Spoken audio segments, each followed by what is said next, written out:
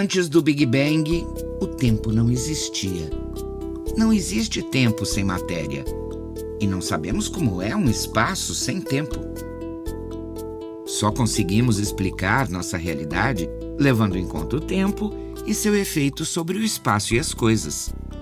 O tempo cronológico, conhecido em grego como cronos, é uma força natural que organiza eventos em sequência, independentemente do agente. É inexorável, sempre faz o que deve ser feito.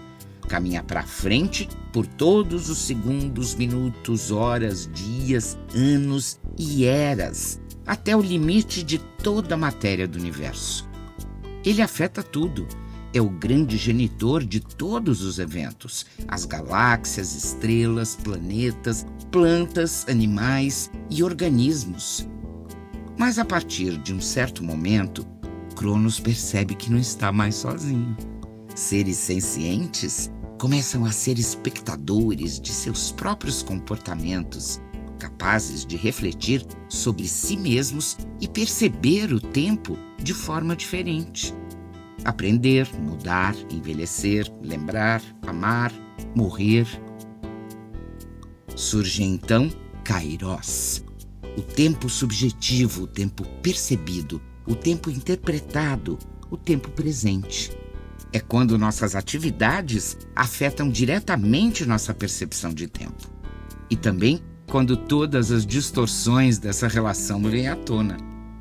No mundo moderno em que vivemos, Kairos deixou de ter o seu potencial criativo e rebelde. Numa batalha inglória, tentamos controlar Cronos, que por sua vez nos controla para trabalhar mais, correr mais, consumir mais e com isso perder tempo de vida. Será que é possível reacender a chama da resistência de Kairos novamente?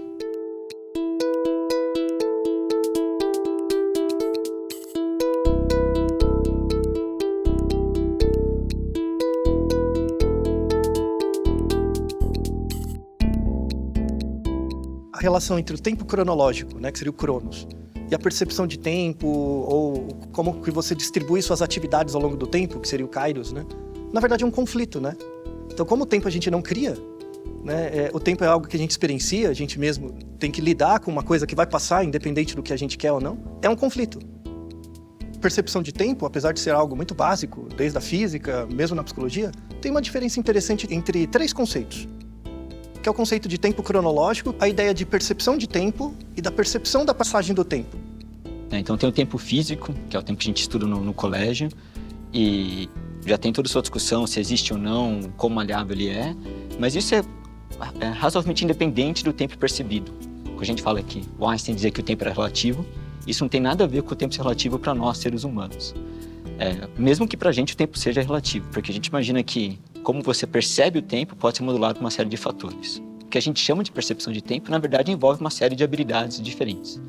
E a gente acaba colocando tudo embaixo do mesmo guarda-chuva, mas são coisas um pouquinho diferentes que parece que tem uma certa relação entre si. Dentro de percepção de tempo, tem uma primeira diferenciação importante, que é a sensação que a gente tem do tempo passando durante um evento e a sensação que a gente tem de quanto tempo algo durou quando a gente tenta lembrar daquele evento. Então, enquanto o evento está passando, algo que modula muito nossa percepção de tempo é a atenção. Então, quando a gente presta atenção no tempo, sistematicamente o tempo não passa. Quando você está prestando atenção em alguma outra coisa, está se divertindo, o tempo passa muito rápido.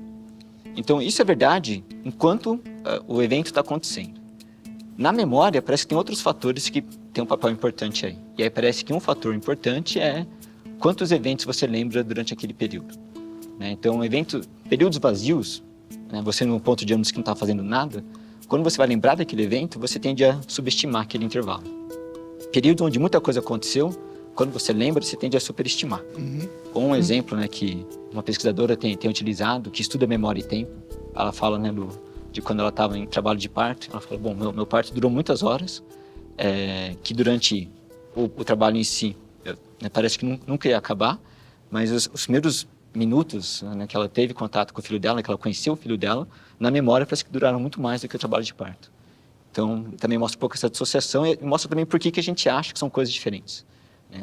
Como a atenção e memória modula a sensação de passagem de tempo durante de um jeito e memória de outro, a gente tem motivos para achar que são duas habilidades um pouco diferentes. E aí tem a terceira coisa, que é a passagem de tempo, que também é um pouco diferente, que é essa sensação que a gente tem do tempo passar mais rápido ou mais devagar durante um evento. Que também parece um pouco a ver com emoção, mas também tem algumas diferenças importantes aí. Então faz sentido dizer aquilo que o Carlos Drummond de Andrade falava, que era a definição de eterno, né? Ele dizia assim que eterno é tudo aquilo que dura uma fração de segundo, mas com tamanha intensidade que se petrifica e nenhuma força jamais resgata.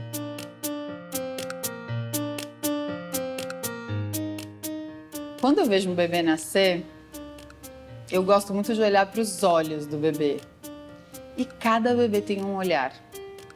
E os bebês de hoje em dia, eles vêm com um chip assim, bem diferente do que os de antigamente. Os de antigamente demoravam para abrir os olhos, às vezes dias. Esses já nascem com os olhos abertos para o mundo, assim, a maioria.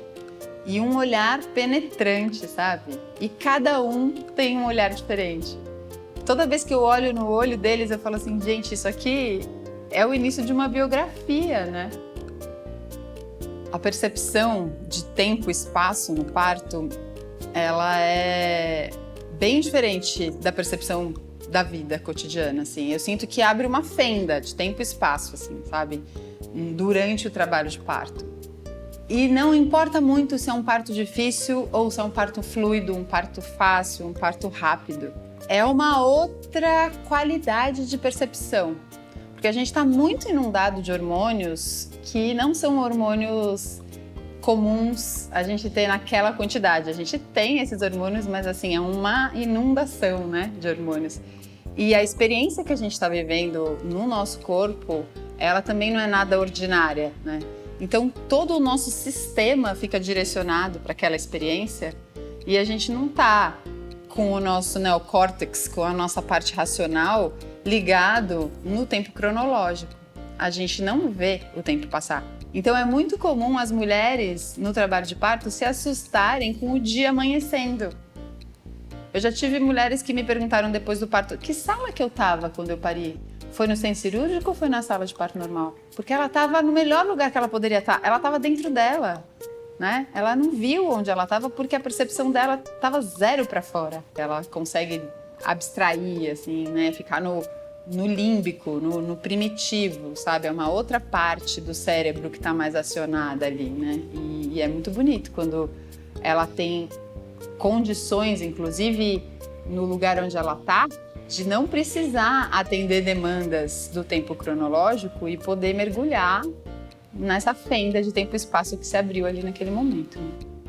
Uma coisa que é interessante pensar a respeito do puerpério, né, é que os dias passam muito devagar e os meses passam muito rápido. Então, cada dia parece um dia repetido. E eu já ouvi várias mulheres me falando isso. Nossa, todos os dias eu faço a mesma coisa, eu dou mamar, eu troco fralda, depois eu dou mamar de novo, depois eu troco fralda, aí eu ponho pra dormir já, ele acorda, eu já dou mamar de novo. E assim continua, né?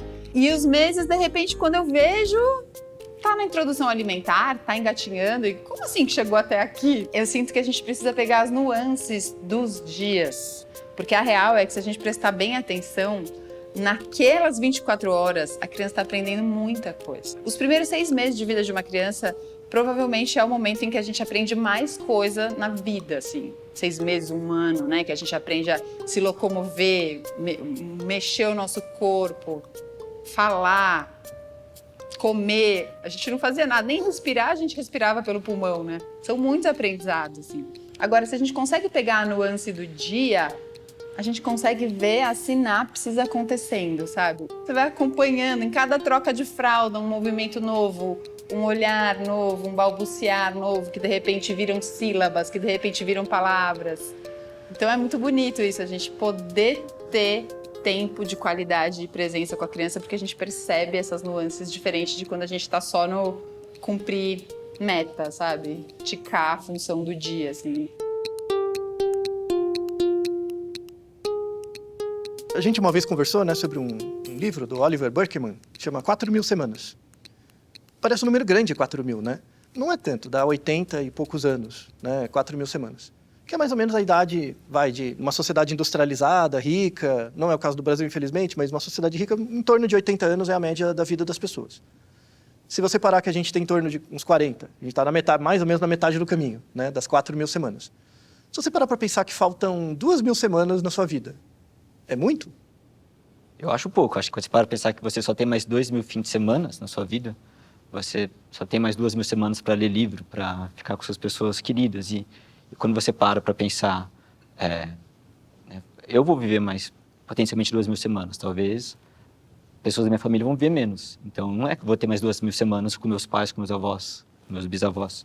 E a gente é muito ruim em conceitualizar tempo. A gente é muito ruim, né, em ter uma noção de quanto tempo é uma vida, quanto tempo é um século, quanto tempo é uma geração. Essa quantidade de semanas que você tem para viver não vai caber tudo que você quer fazer. Não tem como, então você vai ter que fazer escolhas. E essas escolhas geram conflito. O fato da gente se preocupar, o tempo está correndo atrás da gente, a gente correndo atrás dele, é porque a gente morre, né? Então, querendo ou não, o tempo de todos nós é limitado, é datado. Isso é bom, por um lado, porque se não fosse, se a gente vivesse para sempre, tivesse muito mais de 4.000 semanas, a gente não valorizaria os pequenos comportamentos que a gente produz. Nesse sentido, a gente entraria em anomia.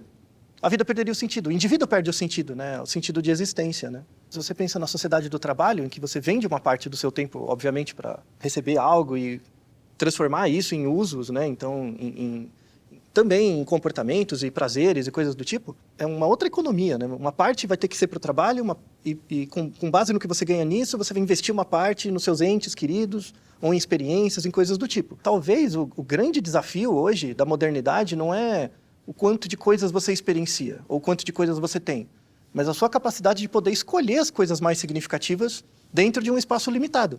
É claro que você poder fazer menos coisas, você poder dedicar mais atenção a cada uma dessas coisas, vai melhorar seu desempenho. Agora, tem que tomar cuidado para não individualizar um problema social. Então, falar para as pessoas, se desliguem na internet, usem menos redes sociais, façam menos tarefas, não encham seu dia de demandas, é algo que algumas pessoas podem, mas algumas não. E, de novo, essa divisão ela não é nem um pouco homogênea. Então, tem pessoas que podem se dar o luxo de desconectar, tem pessoas que podem se dar o luxo de se conectar menos, né, de dedicar mais tempo a algumas atividades. E tem outras que não. Porque não é justo, né? A gente não vive numa sociedade justa, infelizmente. Ainda no nosso mundo moderno, a gente não consegue produzir tempo. E você não experienciar esses momentos, né? Você pegar dias a fio passando e sem ver o dia passar, no fundo você está perdendo vida, é algo muito importante. Tem um socorrista que ele conta que no trabalho dele, ele enfrenta essa situação de ver pessoas que ele sabe que a pessoa vai morrer. Ela está com uma arritmia tal que ela vai entrar na fibrilação ventricular e ela vai ter que parar, e onde ele está não dá para ele cardioverter. Ou o que ele tem ali de recurso não é suficiente para manter a pessoa viva. Ou está atravessado de ferragens com sangramento imenso, está longe da base para poder transportar, ou se tirar ele das ferragens, ele vai sangrar mais e vai morrer. Ele sabe disso. E as pessoas perguntam para ele, eu vou morrer? E aí ele conta que ele não tinha coragem de falar que sim. Mas um belo dia, ele começou a responder essa pergunta com a verdade. E ao contrário do que ele esperava, que todo mundo dizia que ia acontecer, que as pessoas entravam em pânico, ele não via isso.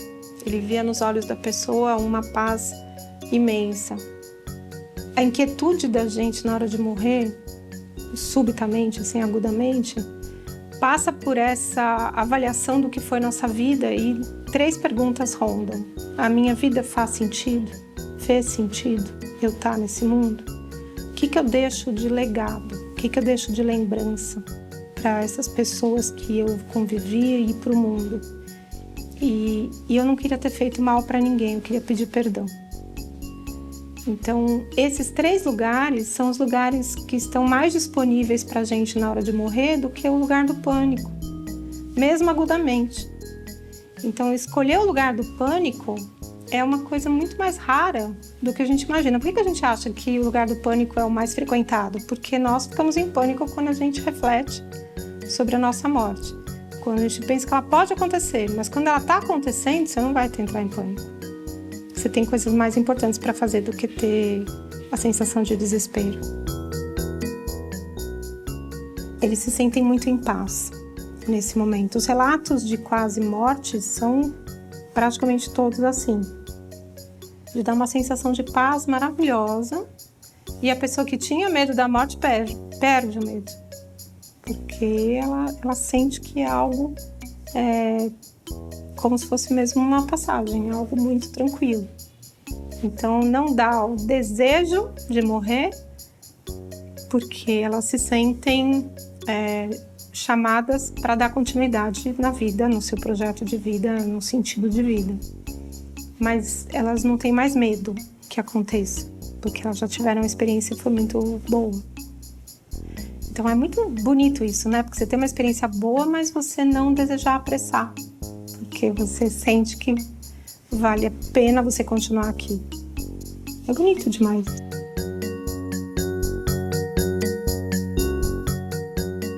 Hoje a gente vive na sociedade mais tecnologicamente avançada que a gente conhece enquanto estamos aqui nesse tempo, né?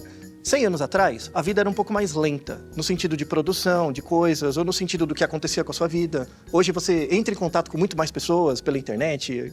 Então, a sensação que gera é que, assim, o tempo cronológico é o mesmo, só que tem muito mais eventos, muito mais coisinhas acontecendo. Nesse sentido, você não dá conta de prestar atenção em tudo. Então, gera uma sensação que você sempre está perdendo algo, né? E isso parece que é um reflexo direto da tecnologia, de uma maior modernização, do fato do mundo estar mais complexo. E aí eu não dou conta de prestar atenção em tudo, toda a informação que está disponível. E isso gera também uma certa desadaptação. A atenção tem um papel fundamental na percepção de tempo. Quando sua atenção está alocada naquele evento, você percebe com mais devagar. Quando sua atenção está alocada em alguma outra coisa, o tempo passa voando. Então, qualquer coisa que chame a nossa atenção, que capture nossa atenção, vai fazer com que a gente não veja o tempo passando. E a gente está numa época onde você tem uma competição constante por sua atenção. Na rede social isso é muito forte. Na rede social você está lá navegando, você não tem atenção nenhuma no tempo, porque sua atenção está sendo capturada por uma série de eventos. Mas quando termina e você põe o celular na mesa e você sai da rede social, nada de muito marcante aconteceu. Então, como são eventos corriqueiros, você não vê o tempo passar nem durante e nem depois. E fica essa sensação curiosa, né? Você não sabe para onde foi o tempo. Que é diferente de quando você tem sua atenção está alocada em alguma outra coisa, mas você tem uma série de lembranças daquilo. Porque pelo menos você consegue olhar e dizer, bom, meu tempo foi usado para tal coisa. E muita nossa sociedade hoje em dia você não tem mais isso. Então você não vê para onde seu tempo está indo. Isso é interessante, porque leva a crer que essa vida tecnologicamente bem abastada que a gente tem, no fundo é uma vida que a gente não merece viver, né? Porque a gente não guarda, não retém nada dela. A gente não guarda nada dela. E aí você tem uma série de outros problemas, né? Então, primeiro, você tem uma série de eventos capturando sua atenção, mas você tem essa demanda constante. Então, além de, uma vez que você está navegando, a sua atenção está sendo capturada por outras coisas, você tem essa demanda por navegar mais, você tem essa demanda por não ter mais tempo vazio. Então, tem pesquisas recentes que mostram que qualquer tempo vazio as pessoas tendem a preencher. Então, não se pode mais ter um tempo vazio, você não pode mais esperar no ponto de ônibus, né? Você não pode mais almoçar só almoçando. Você tem que estar no ponto de ônibus lendo alguma coisa. Você tem que almoçar assistindo alguma coisa para melhorar a sua capacidade a longo prazo. Então, vem uma demanda enorme para você também, cada vez mais, fazer mais coisas. Essa noção falsa de produtividade, né? Produtividade no sentido de acumular coisas e não refletir sobre as coisas que você produz, né? Aí, no caso, não produz nada, né? Você só é alvo de várias informações trazidas por outras pessoas. Daí você produz muito pouco.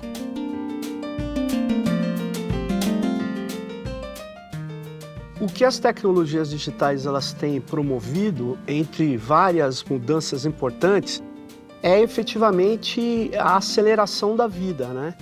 Porque você está o tempo todo conectado, você está usando dispositivos digitais que te acompanham e que tem essa sensação de que você precisa estar o tempo todo sabendo o que está acontecendo. Agora com a tua família, com os teus amigos, com o seu ambiente de trabalho.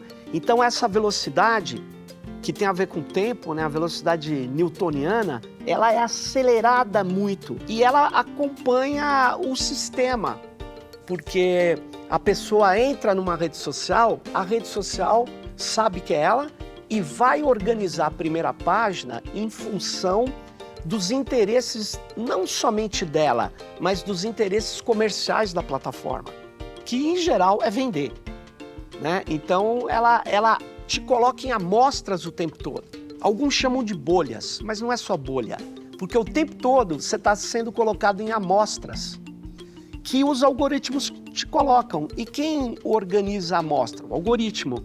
Mas quem está pedindo aquela amostra? Alguém, uma agência, uma empresa, um prestador de serviço que quer te atingir. Ou um ideólogo que pagou por isso. Então, na verdade, isso gerou um outro tipo de negócio, né? Porque antes a gente está acostumado assim, eu produzo algo, eu vendo, você paga e compra.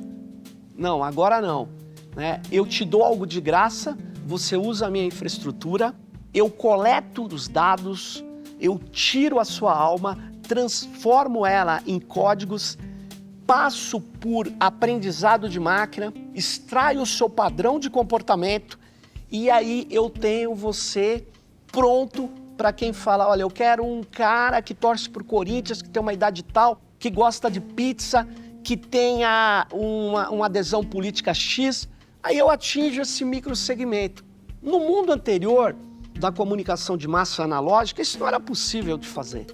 E isso porque eu estou dentro de uma lógica de cada vez mais ser capaz de prender sua atenção e transformar essa sua concentração momentânea em algum negócio, em algo que eu vou te vender ou que eu vou te influenciar.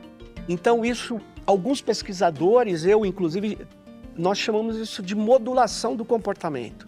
O que é a principal forma que essas plataformas atuam é modulando o nosso comportamento. Nosso comportamento, ele poderia ser muito grande, mas eles vão reduzindo as opções de atividade, de ação, principalmente pelo controle do olhar.